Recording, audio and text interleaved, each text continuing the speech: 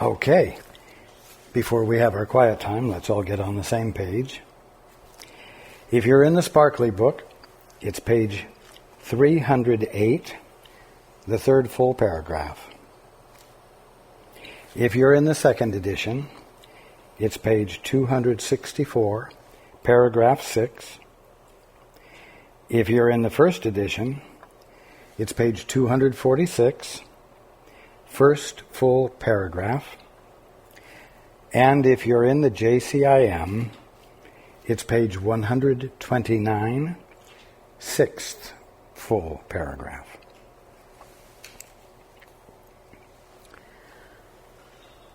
Okay. Let's take a few moments to be quiet together.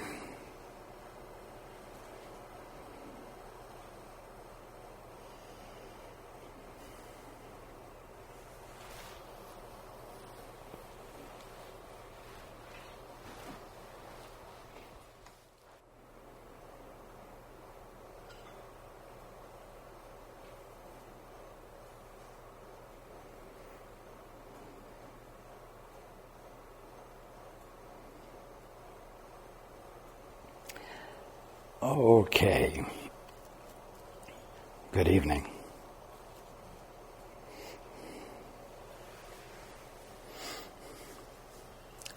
And welcome to everyone who's joining us on the internet.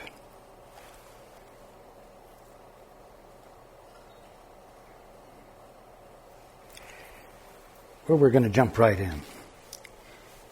Guilt is an act of insanity that all of you engage in because you have forgotten who you are.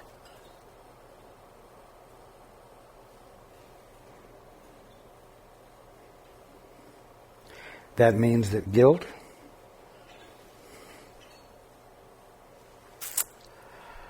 is an illusion. Guilt is an imagination. Guilt is a figment of the imagination.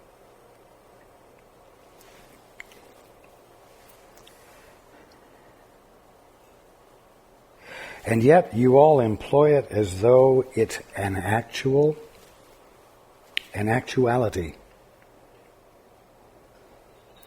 And you bring it into play with vigor against yourselves, against yourself, and against each other. And you think that its excellent employment is what will give you credibility and respectability. But of course the key is that this self that is going to get respectability is an orphan. Something else imagined. Something else not actual.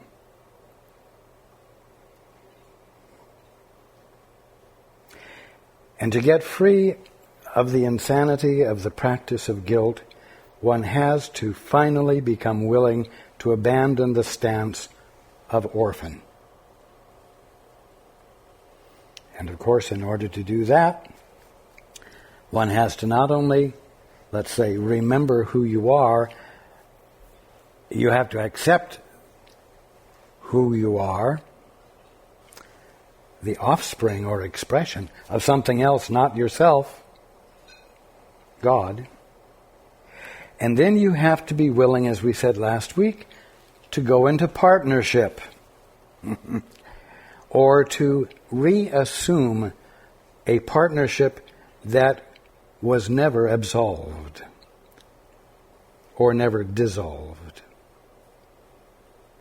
except in the imagination.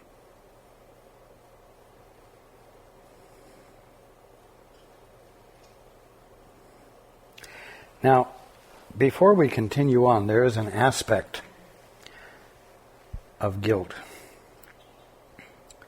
It really needs to be not only understood, but felt by each of you.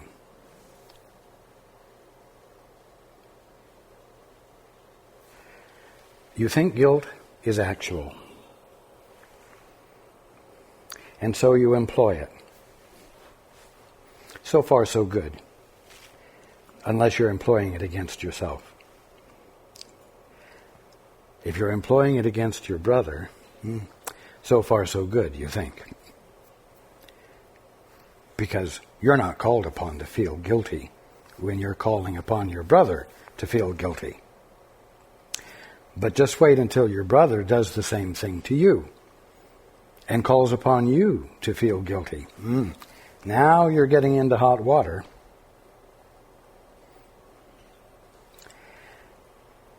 And you, if you pay attention to the experience of guilt, find that it is always accompanied by fear.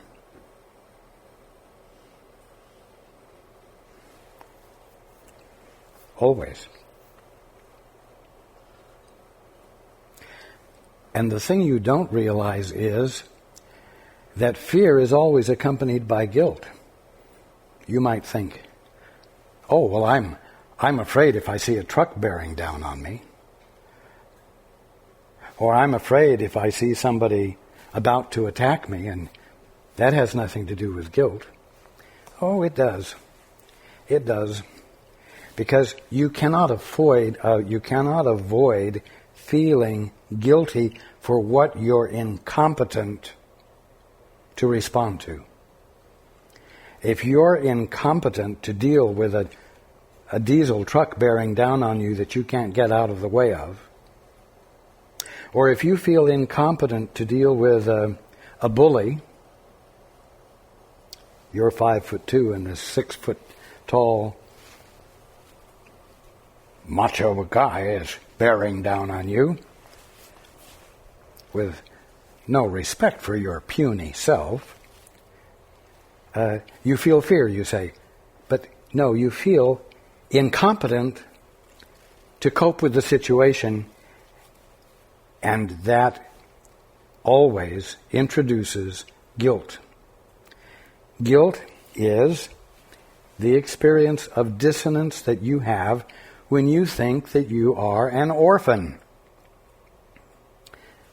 When you think, first of all, that you are a definition you've given yourself that is not the truth about you. To be an orphan is to feel incompetent.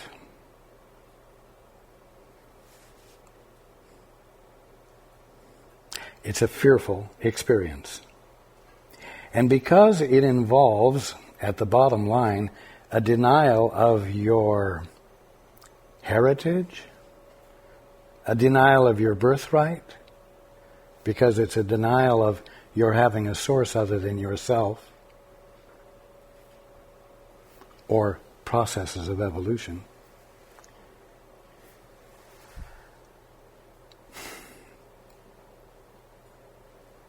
The experience of guilt and fear always accompany each other.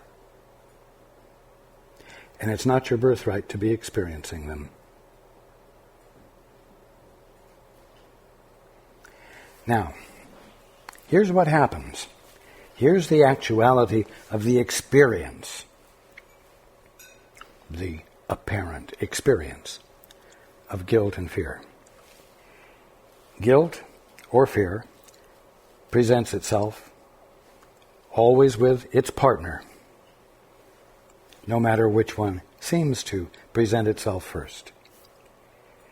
And then fear and guilt create a continuous loop. A continuous loop that responds to itself over and over and over and over, and feeds on itself, and seems to become greater and greater and more fascinating, and more compelling.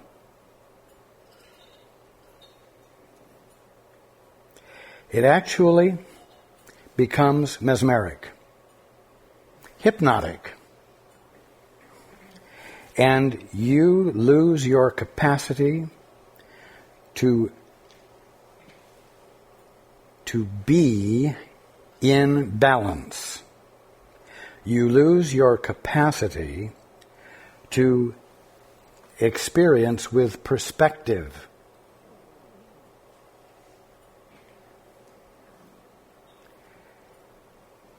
And ultimately, you will exert guilt upon your brother in whatever ultimate form you can come up with. And of course, you lay the dirtiest of the dirt about your brother on him last. You save the best for last, the thing that will make him buckle and fall to his knees, you know. If you don't yield to me, I'm going to tell your wife that you had an affair with Priscilla. I'll make it very public. I'll ruin your marriage. I'll ruin your life. I'll foul things up for you at your job. You see, oh boy, more guilt, more fear.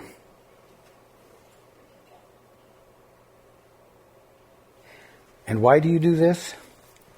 Because you have become mesmerized. You have been caught in this loop. When you get caught in the loop, you're always rehearsing the same information over and over and over again. The same distorted, insane information over and over again, with more and more gusto, more and more commitment. And it seems to become impossible for you to even want to know the truth.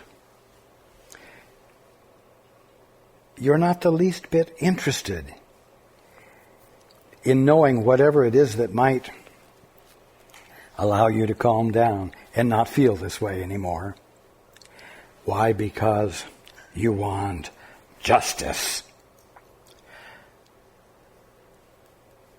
For you to have been put in a position where you're having to acknowledge your incompetence, you want justice because that was so unkind, so not nice.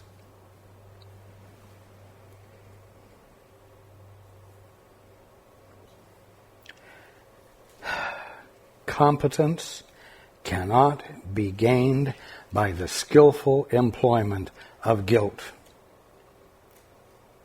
and fear.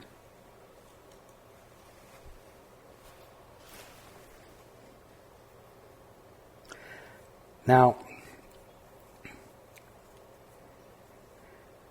don't be so spiritual that you're not willing to look at your behavior and examine it honestly within yourself.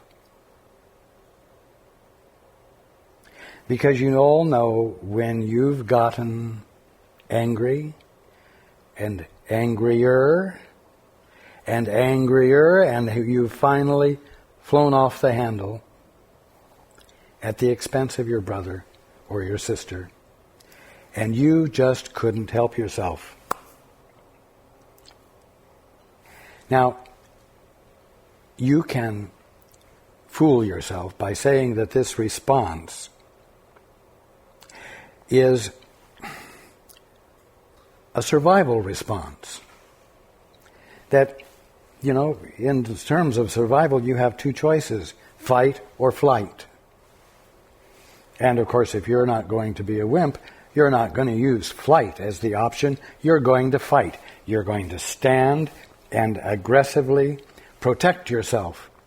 Get your credibility back. Get it established in the mind of your enemy, your opponent, the one you're attempting to make feel guilty enough to back down.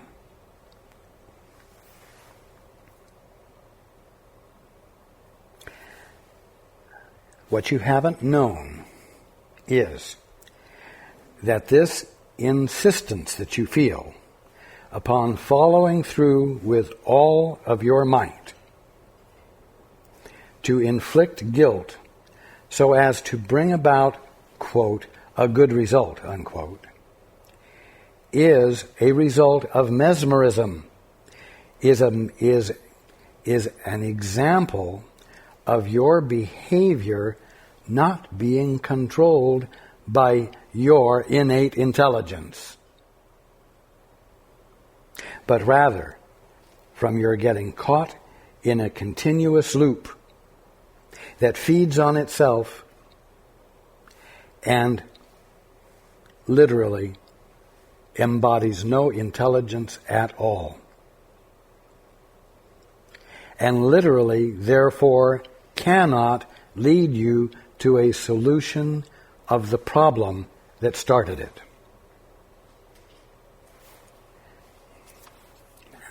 Now, I've brought this up before.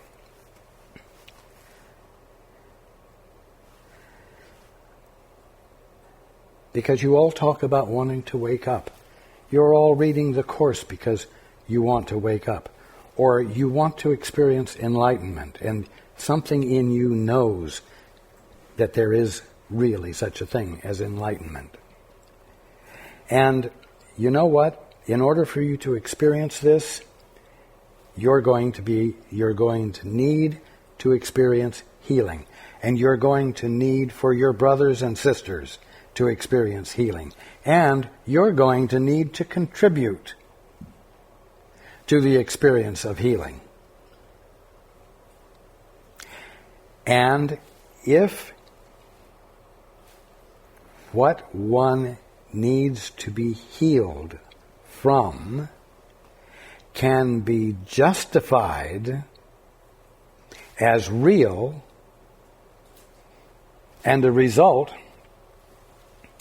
of that one's failure in some area of his life to deal with himself or his experience intelligently, then that justification simply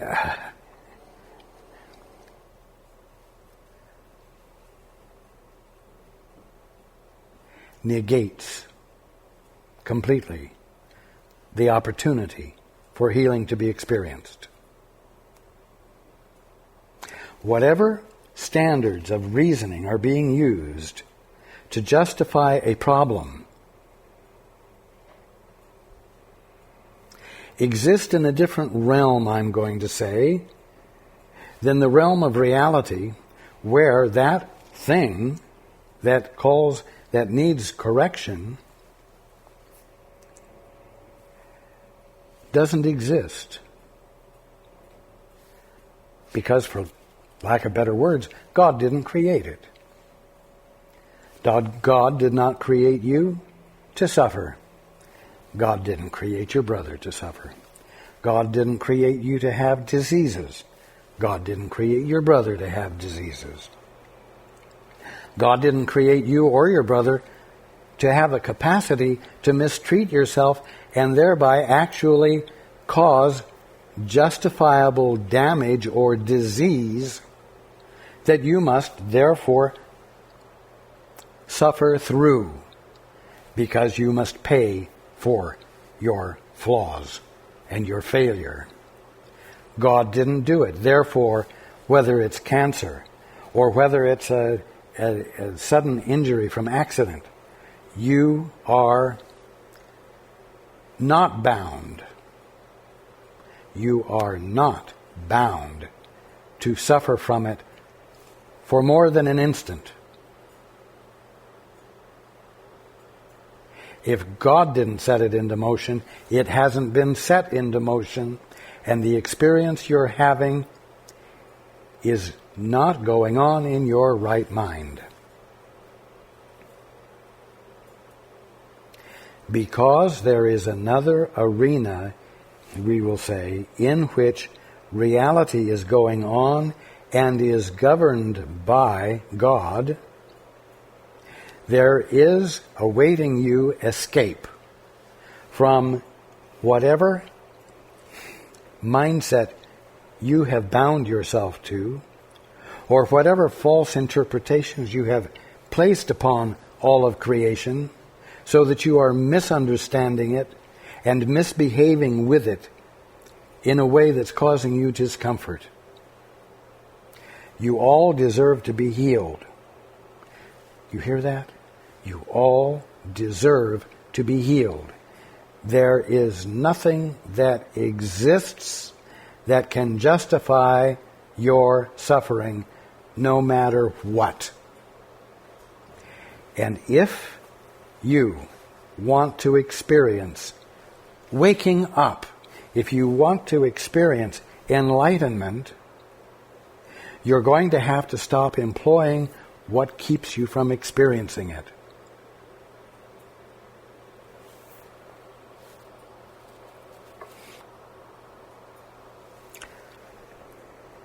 Now, in metaphysical lingo, let's say over the last 150 years, a phrase has come into play, and it's not a very kind phrase, but it's one that gets used over and over. There's a reason for everything. Now, when this is used metaphysically speaking, it can be used in the most nebulous of ways to imply that if you're having this problem or that problem, well, there's a reason for it. Maybe it's karma. Maybe it's something that's fouled up in your mind. But there's a reason for everything. Not true. Let's go into the book. As long as you believe that guilt is justified in any way, in anyone, whatever he may do, you will not look within where you would always find atonement.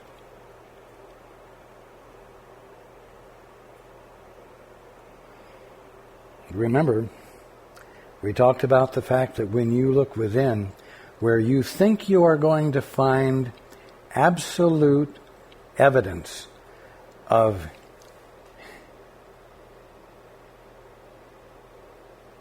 your guilt, when you actually look within, you will not find it there. You will find love there. The love that is your being, because it is the presence of God in you, and it is there to be extended to everything you are aware of. And it is natural for it to be extended to everything you are aware of.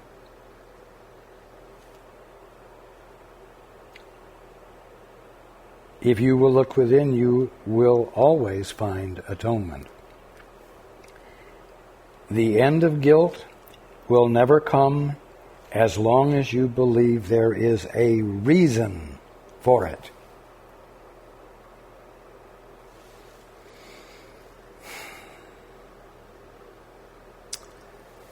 Oh.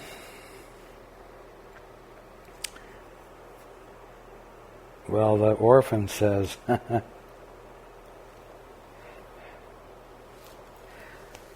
that is insane.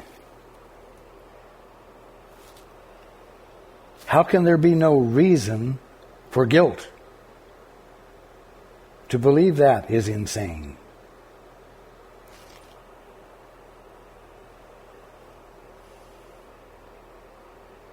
But remember, guilt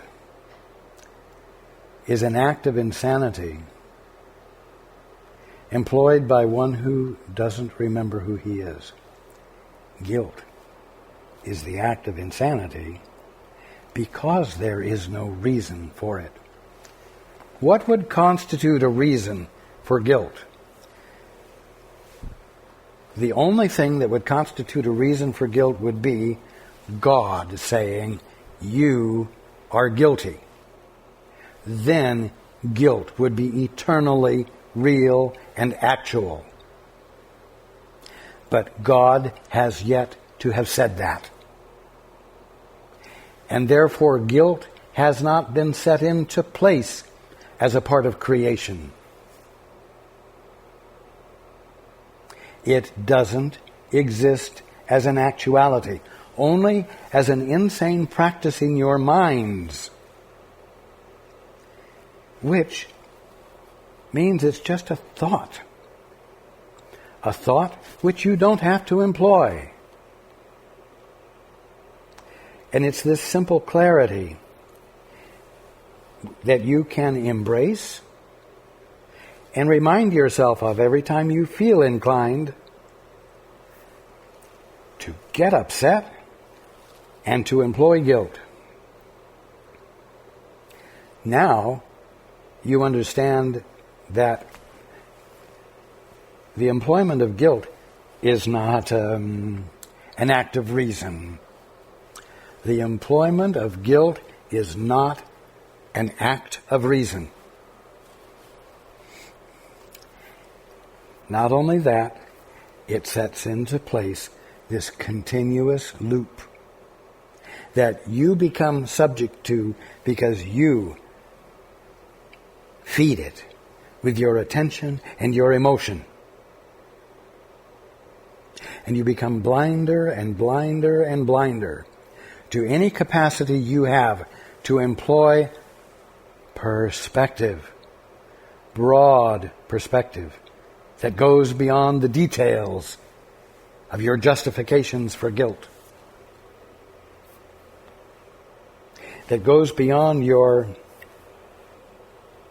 inclination to harangue your brother or your sister and insist upon their being miserable because they're guilty. Again, as long as you do this, you stay in that continuous loop, blind to the broader perspective that shows you the insanity of that continuous loop, and the fact that it is not a valid basis for any conclusions to be arrived at from. You don't want to engage in an insane act that causes you to appear to be insane and causes you to experience yourself as being insane. Why? Because you deserve peace. You deserve the clarity of a balanced perspective and the peace of mind that comes from knowing who you are, and that comes from knowing who your brother is because you know who you are.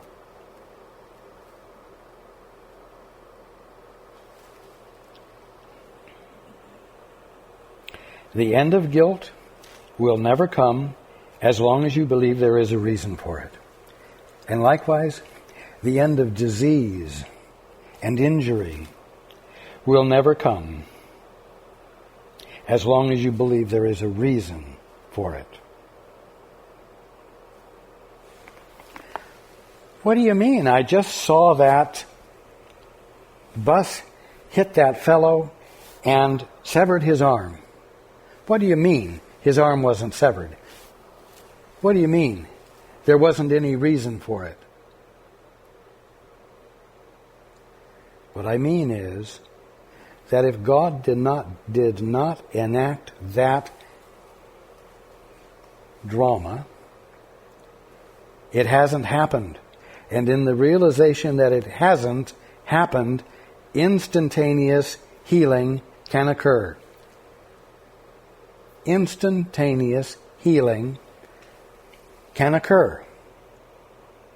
Would you not like to be an agent for change for that kind of experience? You can be. But you have to be willing to look at things and not take them the way you have determined them to be by the definitions you have been employing. A Course in Miracles came into existence, we'll say, because someone said there must be a different way. There must be a different way to look at this. And there is. But as long as you continue to look the old way and hold on to it with all vigor, you will not see the different way. You will not see the healing. You will not see the transformation. And you will not see release and restoration. The subject of this section that we're reading.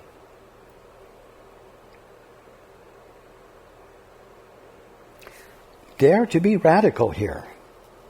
But realize that if you're going to be radical and experience transformation, you're going to have to stop doing the thing that keeps you from experiencing the transformation. And the one thing that is going to make that difference is your neglecting to practice guilt. You're neglecting to employ guilt. And you're neglecting to justify yourself or your brother or sister as deserving of the experience of guilt and the penalty that necessarily accompanies it. That choice is yours every moment. You're not bound to suffer. You're not bound to employ guilt. You're not bound to continue to do what doesn't work and what doesn't serve you.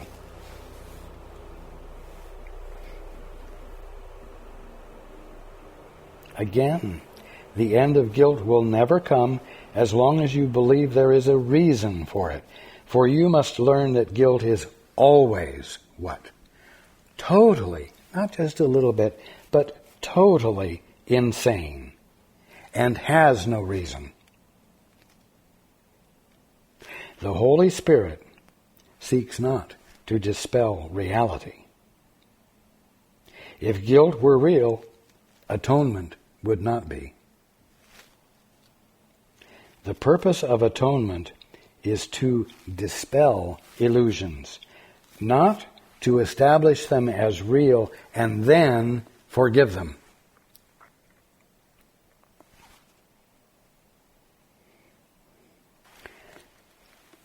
How do you dispel illusions when you think illusions are actualities?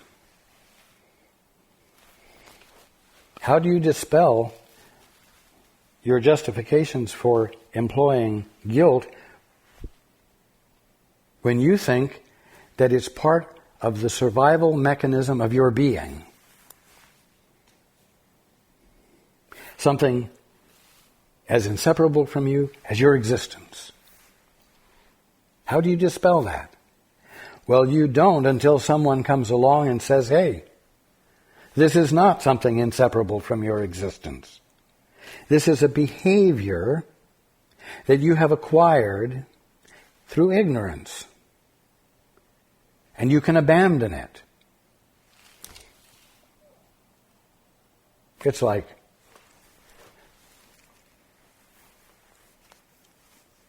you've grown up. In every moment of your life, except when you're asleep, is one of constant streaming of thoughts. And you think that being conscious is inseparable from thinking. You think that thinking and being are one and the same thing. Until one day, you learn how to meditate. And then you find that you can experience periods of quiet, pure conscious awareness without a single thought. An experience of being totally aware of everything without thinking a thought about everything. An experience of connection with everything in the silence to a much fuller and deeper degree without any thought processes whatsoever, without any examination of anything, but just by virtue of being conscious. And then you realize that something that you thought was absolutely inseparable from your existence, absolutely inseparable, that was absolutely inseparable from being aware, wasn't absolutely inseparable from being aware. Thinking is not essential to being conscious, fully conscious. And I'm going to say infinitely conscious. Likewise, guilt is not a part of your very existence. It's not a part of the fiber of your being that is essential for your survival.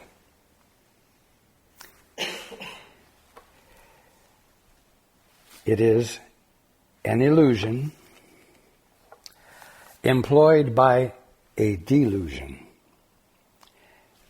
And the delusion that employs guilt is called an orphan. And that's what you have thought you are. But the you that you are is not an orphan. The orphan is just a thought you've had about yourself that you've taken hold of and fleshed out and given more and more definitions to. Fleshed your orphanhood out until you thought it was undeniable. But it's not the truth about you either.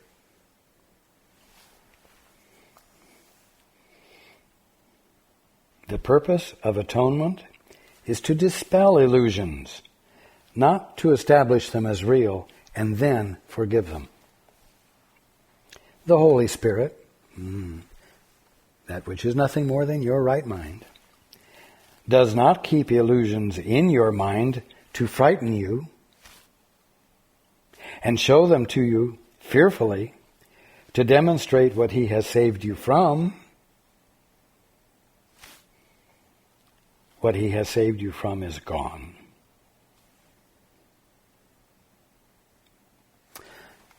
What He has saved you from is that which He has uncovered an awareness of in you that it never existed.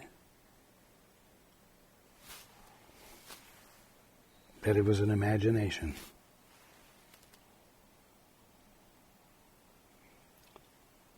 Give no reality to guilt and see no reason for it. Now that is a sentence that needs to be on every bumper, on every automobile in the world, or at the least on everyone's refrigerator. Give no reality to guilt and see no reason for it. That is the answer.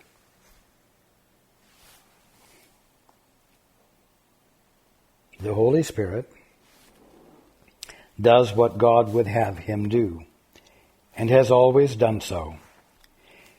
He, the Holy Spirit, has seen separation, but knows of union. He teaches healing, but He also knows of creation. That which is nothing more than your right mind has seen separation, but knows of union.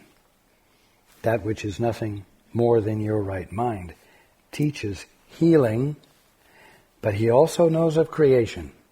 What does that mean? It means that the Holy Spirit, that which is nothing more than your right mind, like me, says healing is what you should be experiencing. Even though you in your right mind, together with me, know that you've never been less than what God created you as, that you are nothing less than what God is being right where you are right now, and therefore there literally is nothing occurring that needs healing. You see, You and I know this. At the moment, I'm the only one of us who believes it. But the knowing is in you.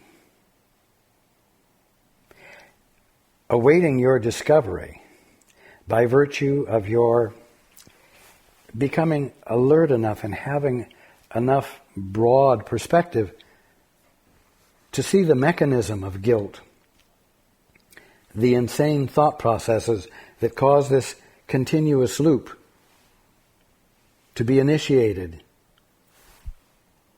and to expand until it has consumed you.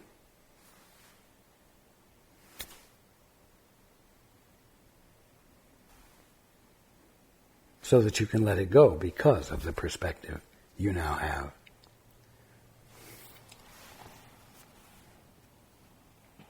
The Holy Spirit, that which is nothing more than your right mind, would have you see and teach as He does, and through Him. In other words, the Holy Spirit would have you come into your right mind, so that your right mind is no longer the Holy Spirit that you're listening to, but yourself that you've recognized and embraced and are willing to embody. Yet, what He knows, you do not know, though it is yours.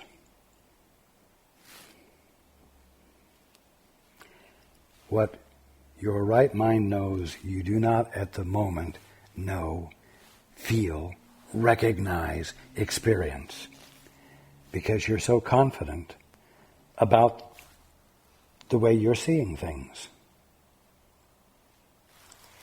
And you think that your awakening is going to be built on the way you're currently seeing things. Therefore, it is difficult for you to be willing to let go of what you currently believe,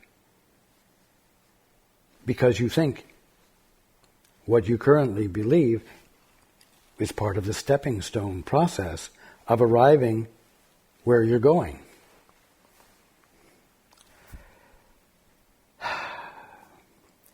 No, there's a point where you're going to have to walk to the foyer of the orphanage and step outside and abandon the whole concept of orphanhood and everything associated with it, so that you might remember who you really are. Your experience of orphanhood is not the stepping stone to your discovery of yourself as the son or daughter of God.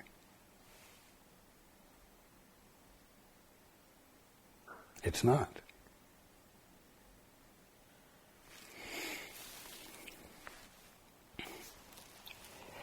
Now, it is given you to heal.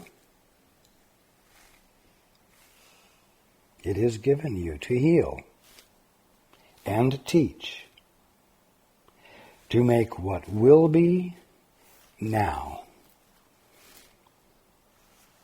Now, this does not mean to bring the future into the now.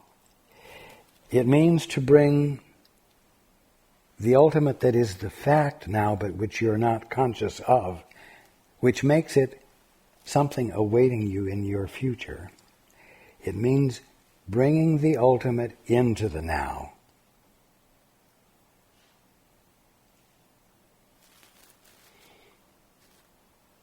It is given you to heal and teach, to make what will be now. As yet, it is not now. The Son of God, you, believes that he is lost in guilt, alone in a dark world where pain is pressing everywhere upon him from without. That's the typical orphan experience. When he has looked within and seen the radiance there, he will remember how much his Father loves him. When you actually take time to be silent, to go within, and you find that your thinking has been abandoned and you are experiencing the peace of your being, there is something else accompanying it.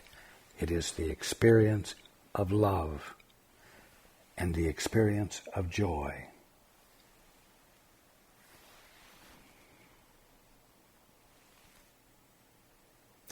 And the love is loving you. But you also know that the love that's loving you is the love that you are. And the love that's loving you is infinite, not confined to what you've thought you are. That everything in all of creation is extending you love. And this love that's coming from all of creation is the love that you are. And there is inseparable oneness.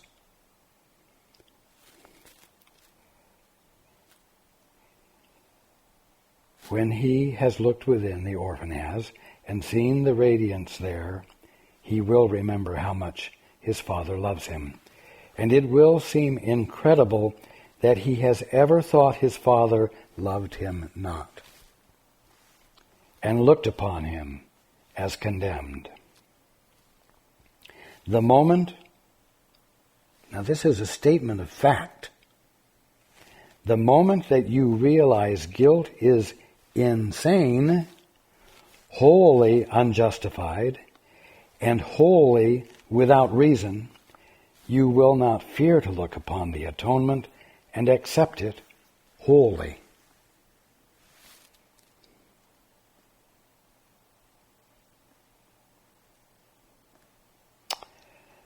Listen to this. You who have been unmerciful unto yourselves, do not remember your Father's love.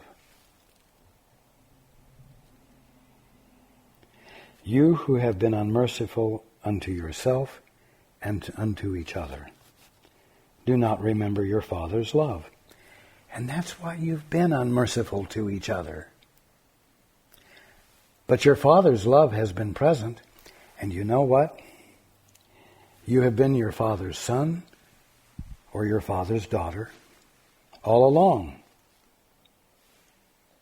But you thought you were an orphan, and so the word Father was nonsensical, meaningless. That was an insane concept.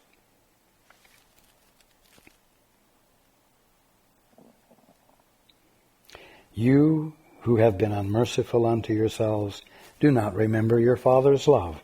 And looking without mercy upon your brothers, you do not remember how much you love him, God.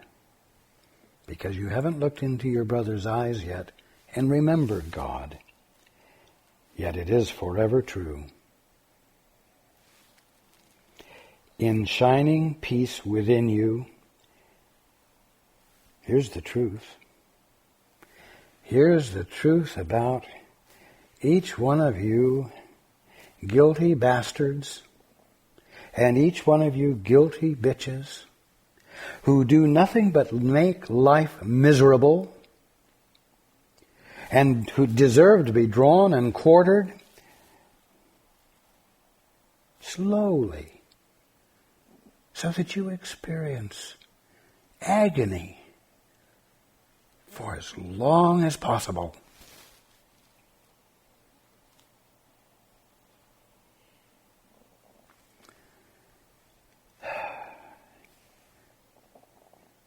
That's a different world from reality.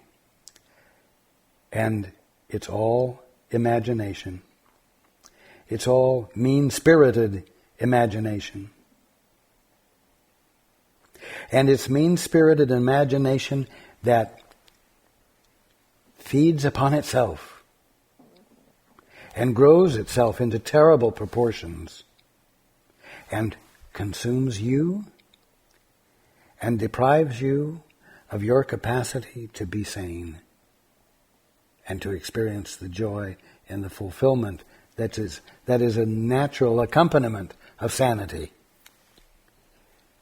We'll say healing that is a natural accompaniment of sanity. In shining peace within you is the perfect purity in which you were created. Fear not to look upon the lovely truth in you. Look through the cloud of guilt that dims your vision. Cloud, nebulous, effervescent, intangible. Look through the cloud of guilt that dims your vision and look past darkness to the holy place where you will see the light. The altar to your Father is as pure as He who raised it to Himself. Nothing can keep from you what Christ would have you see. His will is like His Father's, and He offers mercy to every child of God. And here's the hooker. As He would have you do.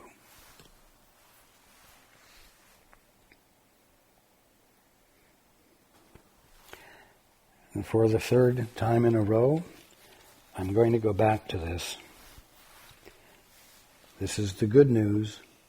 That's been the only news. The only thing that's real. Within you is the holy sign of perfect faith your Father has in you. And that holy sign of perfect faith, as I said last week, is the Holy Spirit, that which is nothing more than your right mind.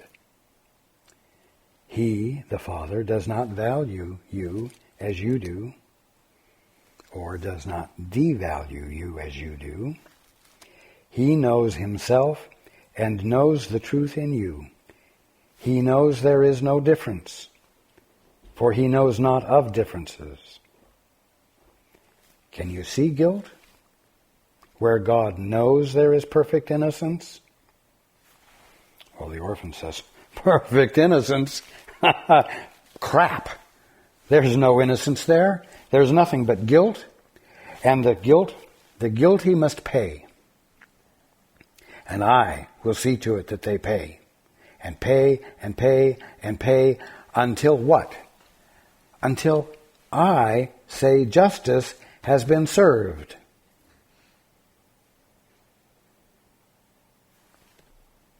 Let me ask something. All of you have felt this.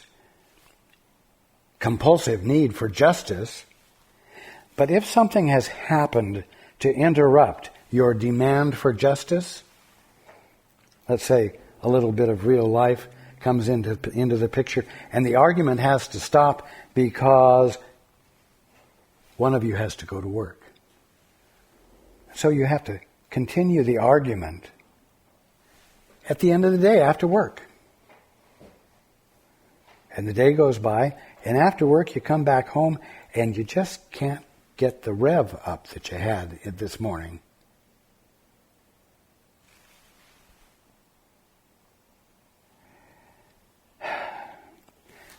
The continuous loop got interrupted. And the unreality of the intensity, the insane, non-cohesive, unintelligent nature of the repetition, because it's not an actuality, hasn't the capacity to reestablish itself. And by the end of the day, you have a new perspective. What? the larger perspective. It's more than just the data contained in the continuous loop. And in the absence of the insanity, it's possible to reconnect in a new and fresh way that allows for restoration of harmony to occur. Why? Because what was disrupting the harmony never was real.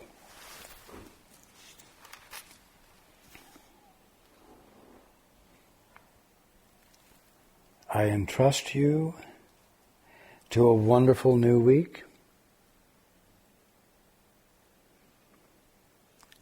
in which you may choose to see that the continuous loop gets interrupted almost instantly when it has first become established by an intent you have to protect yourself by proving another's guilt and scaring him enough to get him to yield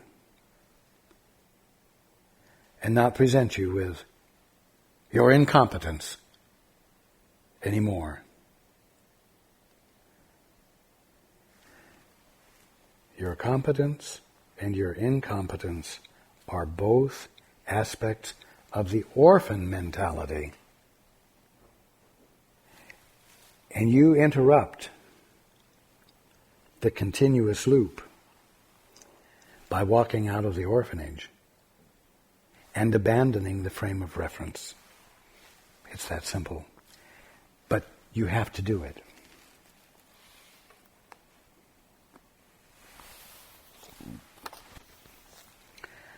And like any nightmare,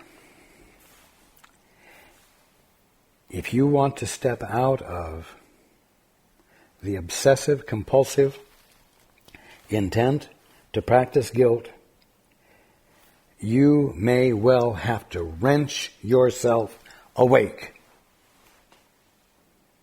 and do the thing that seems absolutely unjustifiable to you in your fit of anger, which is to interrupt your fit of anger. And by interrupting it, dispel it. Not save it for later when they're not expecting it.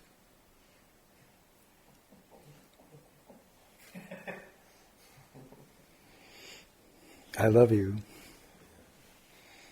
I love you all. And I want you to have a happier week.